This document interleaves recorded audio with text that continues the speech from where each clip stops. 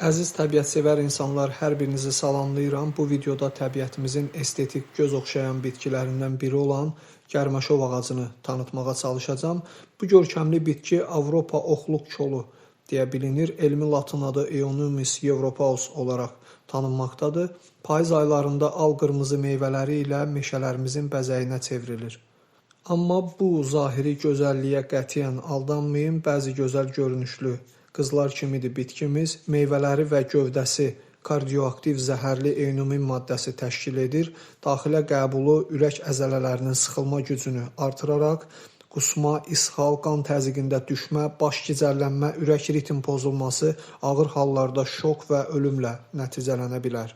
Bir məlumatı da bilməyinizdə fayda var ki, tibbdə və herbalizmdə zəhərli bitkilər də kritik dozlarda sulandırılaraq istifadə olunmaqdadır.